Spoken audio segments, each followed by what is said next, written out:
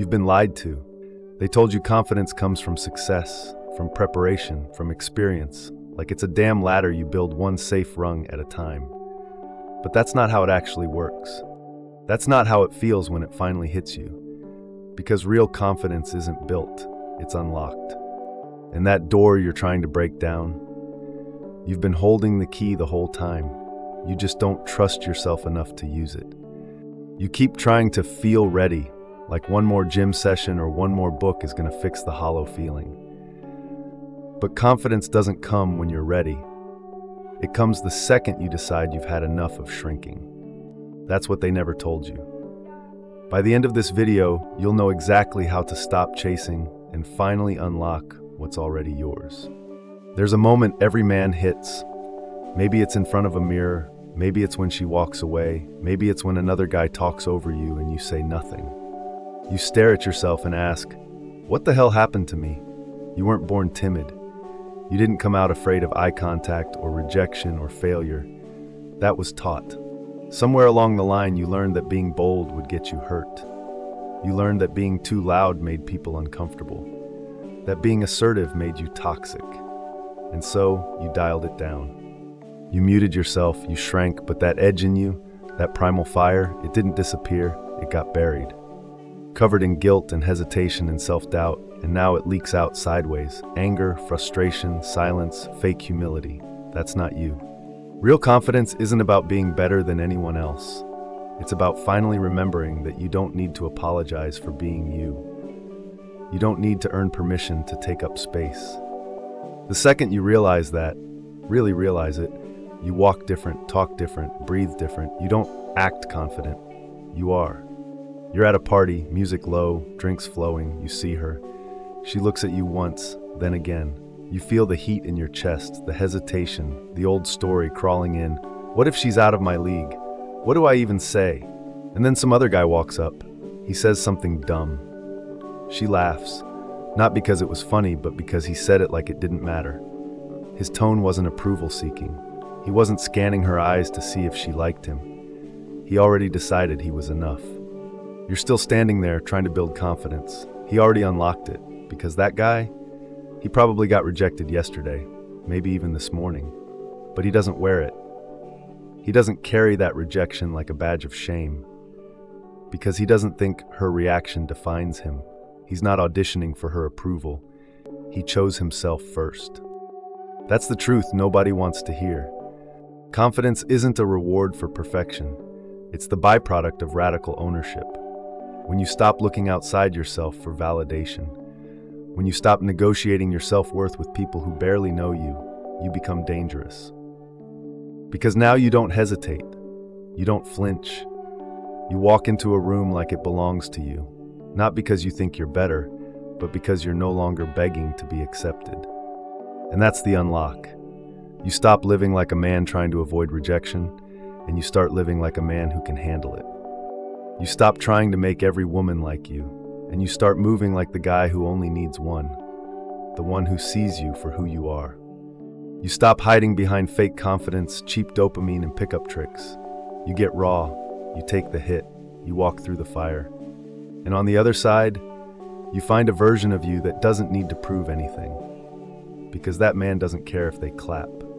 He doesn't need to win the room. He owns his silence, his eye contact is steady, his back is straight, not from pride, but from peace. You've been trying to feel like that man, but the truth is, you unlock him the moment you decide to stop chasing. The moment you stop making confidence something you earn and start making it something you remember. Because you weren't born unsure, you were taught to forget. You want to know why confidence feels so far away? It's because you keep thinking it's a reward. You still believe it's something earned at the end of a perfect routine, a polished body, a successful career, or a woman finally choosing you. But confidence doesn't give a damn about any of that. It doesn't show up because you ticked all the boxes. It shows up the moment you stop needing the boxes to begin with. The moment you stop treating yourself like a project that needs fixing before you're worthy of respect. That shift doesn't come with applause. It comes in the quiet. It comes the moment you face the mirror and finally say, I'm done. Done waiting for signs. Done asking for permission. Done trying to become someone better just so the world claps. Because here's the raw truth. If you need applause to feel valuable, then you're never in control of your own worth. You're a slave to approval, a puppet to reaction. And deep down, you know it. You feel it every time you hesitate, every time you bite your tongue, every time you laugh at a joke that isn't funny just to fit in. Confidence isn't the absence of fear, it's the refusal to flinch because of it. It's the grit to say, yes, I'm scared, but I'm doing it anyway. Not because you feel ready, not because you're 100% sure it'll go your way, but because you're tired of letting fear dictate the direction of your life. You've let hesitation write your story for too long. And what has it given you? Missed moments, bottled anger, resentment toward the guys who seem to move so freely through life while you're stuck calculating every step like it's a chessboard. You keep thinking confidence is loud. It isn't. It's not the guy flexing at the gym or interrupting conversations to feel important. That's insecurity wearing cologne. Real confidence is quiet. It's calm.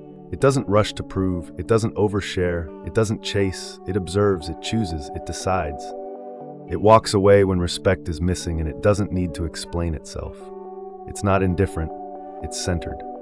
And you can't fake that. You either have it or you don't. And the only way to have it is to get brutally honest about what you've been avoiding. Avoidance is the enemy of confidence. Every time you dodge discomfort, you reinforce the lie that you can't handle it. Every time you say not today to the conversation, the confrontation, the chance to speak up, you chip away at your belief in yourself. And no amount of fake affirmations is going to fix that.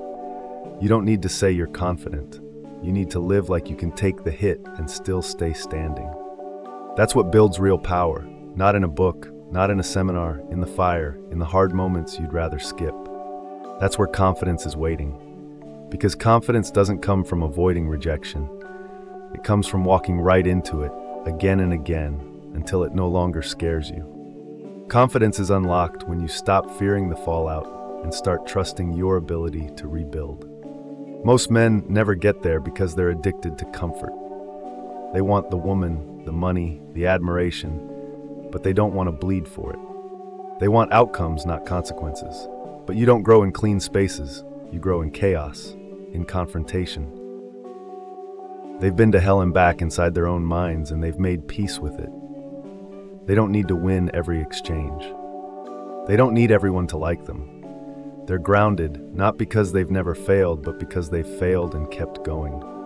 Most men try to think their way into confidence, but confidence doesn't live in your thoughts. It lives in your actions. You can't analyze your way into being bold. You can't overthink your way into courage. All the logic, all the strategies, all the what-ifs, they're just fear dressed up in smart clothes. And the longer you sit in your head, the more distant you become from your instinct.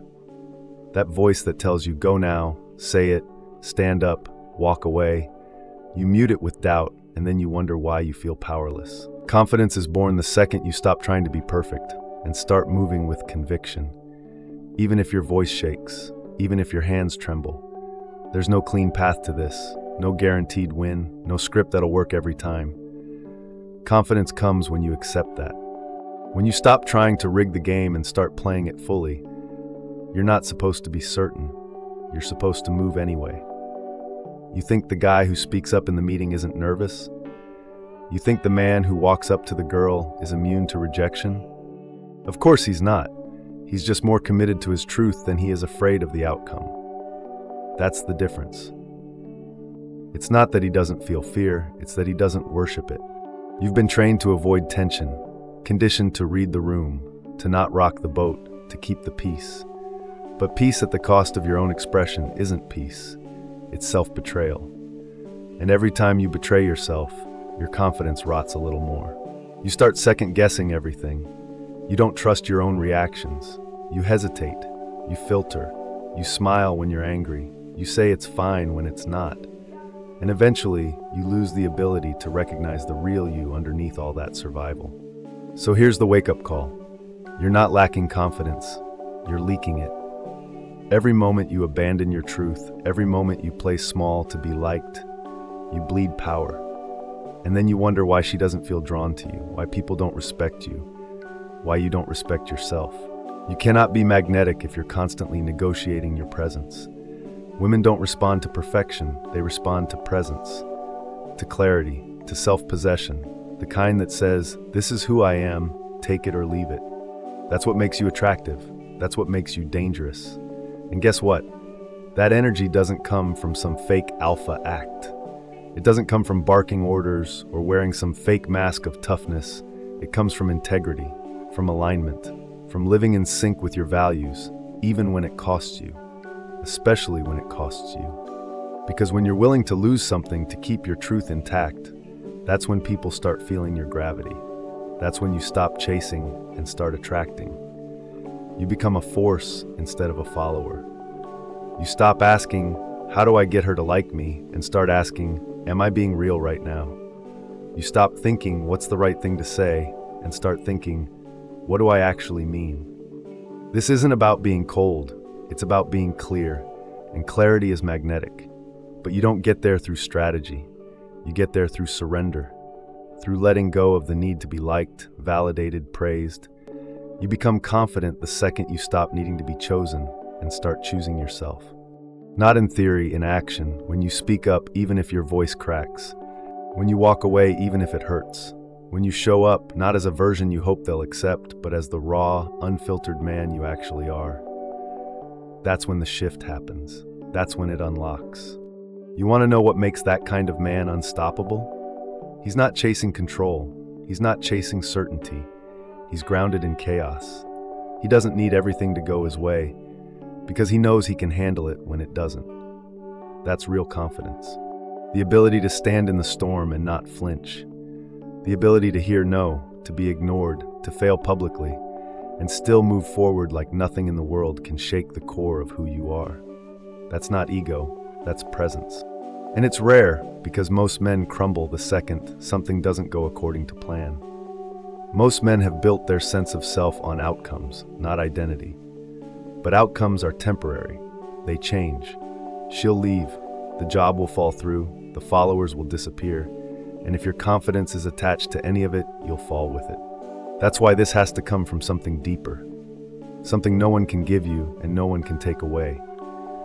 You've got to decide right now that your confidence comes from your willingness to show up as you are, not your ability to win. That's the shift. That's the inner unlock. And most guys will never make it because they're too afraid of the mess, too afraid of being exposed, too obsessed with looking confident instead of becoming it. Let me make this brutally clear. Confidence is earned in solitude. It's carved in quiet hours, in painful choices, in unsexy moments where nobody's watching. It's what you do when there's no reward. It's what you say when no one agrees. It's how you carry yourself when the room doubts you. That's the moment your nervous system screams to hide, and instead, you lean in. You trust yourself. You stay still. You speak anyway. You breathe slower. You don't rush to fill the silence. You let it hang because you're not afraid of space. You're not afraid of being seen. And even more than that, you're not afraid of being misunderstood. That's what kills most men, the fear of being seen incorrectly. So they mold themselves into something digestible, something likable, something that won't offend or upset or shake the room too much. But what's left after that? A watered-down man with no edge, a smooth stone with no grip. You don't respect that man. She doesn't either. No one follows him. No one fears losing him because he's lost himself. And no, it won't feel smooth at first. You'll be clumsy. You'll overcorrect. You'll say too much or not enough. You'll lose some people. You'll piss others off. And that's exactly how you know you're getting close. Confidence isn't clean. It's chaotic. It's raw. It's alive. It doesn't wait to be polished. It shows up messy, but it shows up real. And the more you let that version of you speak, the more natural it becomes. The more magnetic you become. Not because you're louder, but because you're anchored. Because people can feel when you're no longer asking for permission to exist.